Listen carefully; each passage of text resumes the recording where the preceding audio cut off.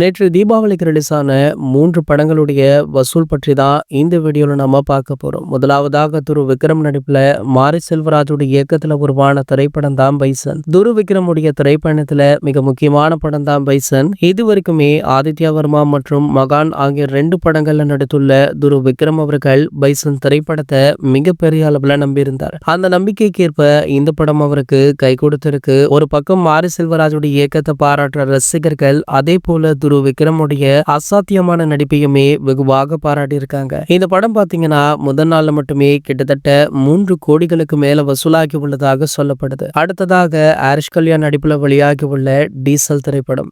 இந்த படம் பாத்தீங்கன்னா பல போராட்டங்களுக்கு பிறகு திரையரங்குகள்ல ரிலீஸ் ஆகிருக்கு. கிட்டத்தட்ட இந்த படம் துவங்கப்பட்டு 3 வருடங்களுக்கு மேல ஆகிடுச்சு. தற்போது ஒரு வழியாக படம் திரையில வெளியாகி நல்ல வரவேற்பையுமே பெற்றிருக்கு. ஆரிஷ் கல்யாண் இந்த படத்துல ஆக்ஷன் அவதாரம் எடுத்திருக்காரு. படத்திற்கு படம் வித்தியாசமான கதைகளை தேர்ந்தெடுக்கிறாரு.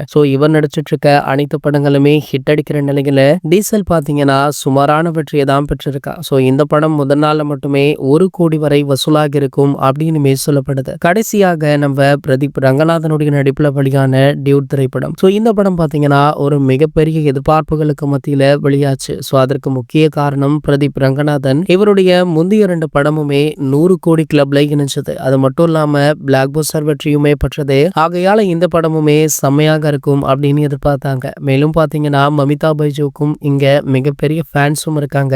ஆகையால இவங்களுடைய காம்போ எப்படி இருக்கும் அப்படின்றத பார்க்க கூட்டம் அலைமோதியது. ஆனால் இந்த படத்திற்கு ஒரு மிகப்பெரிய டிசப்பாயின்மெண்ட் தான் கிடைச்சது அப்படின்னு தான் சொல்லணும். படமுமே சுமாரான வெற்றியை தான் பெற்றிருக்காம். மேலும் இந்த திரைப்படம் முதல் நாள்ல மட்டுமே 10 கோடிகளுக்கு மேல வசூலாகியிருக்கா. அடுத்தடுத்த நாட்கள்ல வசூல் குறைக்க வாய்ப்பு இருப்பதாக சினிமா விமர்சகர்களுமே சொல்றாங்க. இந்த 3 படங்கள்ல உங்களுடைய ஃபேவரட் எது அப்படின்றத கீழே உள்ள கமெண்ட் செக்ஷன்ல கமெண்ட் பண்ணிட்டு நம்மளுடைய சேனலை மறக்காம சப்ஸ்கிரைப் பண்ணிக்கோங்க.